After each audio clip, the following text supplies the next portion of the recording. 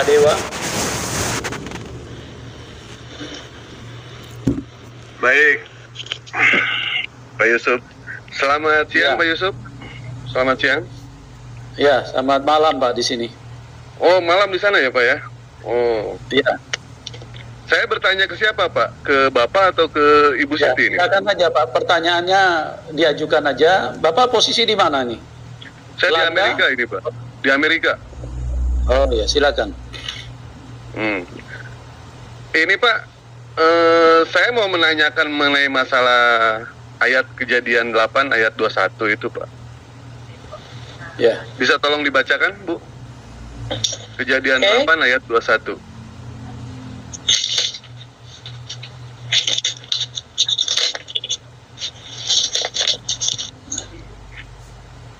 Kejadian 8 ayat 21 ya Pak ya.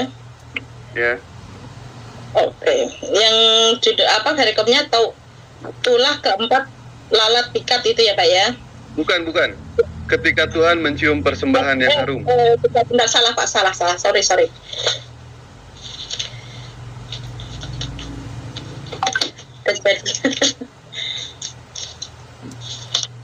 Oke.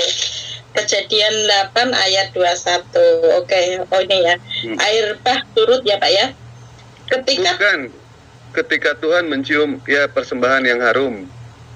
Iya, kan perikopnya kan air bah Oh, iya, surut iya. Pak. Jadi jangan Iya, iya. mencomot ayat. Itu loh. Baik. Ya, 21. Ketika Tuhan mencium persembahan yang harum itu, berfirmanlah Tuhan dalam hatinya, Aku takkan mengutuk bumi ini lagi karena manusia, sekalipun yang ditimbulkan hatinya adalah jahat dari sejak kecilnya. Dan aku tak akan membinasakan lagi segala yang hidup seperti yang telah kulakukan. Terus? Nah, pertanyaan saya, ketika Tuhan berfirman dalam hati, ini yang mendengarkan siapa ini?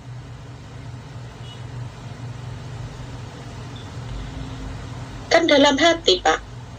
Iya, yang mendengarkan siapa? Kok bisa dicatat ayatnya ada? ya jadi begini Pak Mahadewa, Bapak Kristen apa Islam Pak? Saya Muslim, Pak. Oke. Jadi itulah ajaibnya Tuhan Yesus. Ya. Oh, ajaib. Itulah Baik. hebatnya Tuhan Yesus karena Tuhan Yesus itu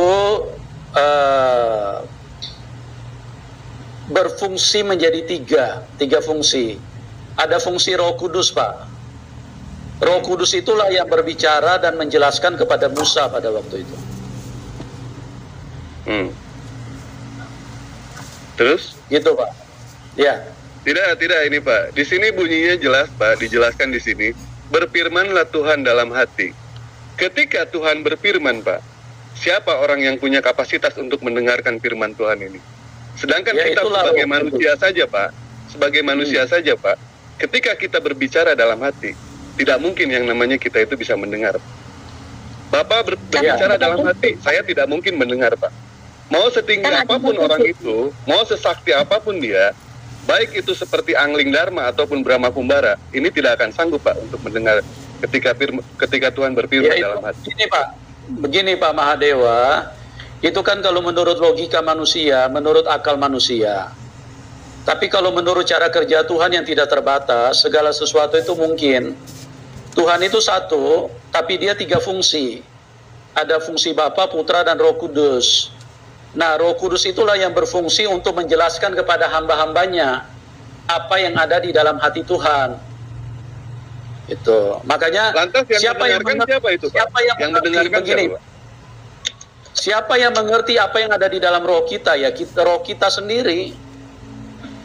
Nah, Roh Kudus itulah yang berbicara kepada Musa. Makanya Musa tulis itu. Musa tulis di dalam sebuah kitab.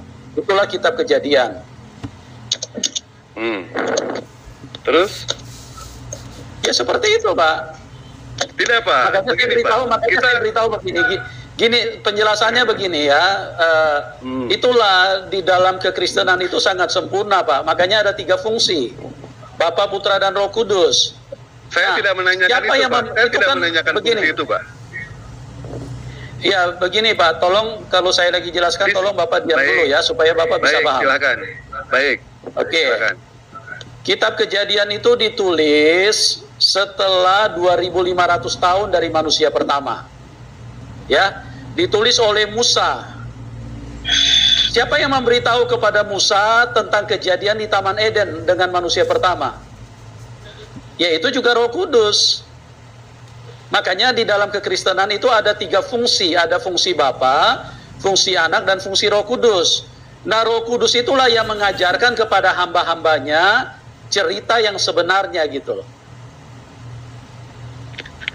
Lantas pada saat Tuhan berfirman dalam hati, apakah Nabi Musa bisa mendengarkan itu, Pak? Nabi Musa tidak mendengarkan, tapi Roh Kudus yang ada di dalam Allah itu sendiri, dia yang mengerti, dialah yang jelaskan kepada Musa. Di sini tidak ada penjelasan Roh Kudus, Pak. Di sini, Pak. Jadi Bapak jangan ngarang cerita. Di sini nggak usah ngarang cerita, Bapak. Di sini jelas disebutkan, berfirmanlah Tuhan dalam hati. Sebentar, Pak, diam dulu. Bapak jangan memaksakan otak Bapak di sini. Bapak kan bertanya, saya jelaskan. Bapak kalau tidak percaya, ya Bapak silakan keluar dari link ini. Bukan tidak percaya, Pak. Justru di sinilah. Ya, artinya susah ya dijelaskan sejelas apapun, tetap aja mereka nggak bisa nangkap. Ya, mereka bertanya dijelaskan, tapi ini ngotot dengan otak. Otak manusia cuma sebesar Bapak, mana bisa mengerti sih?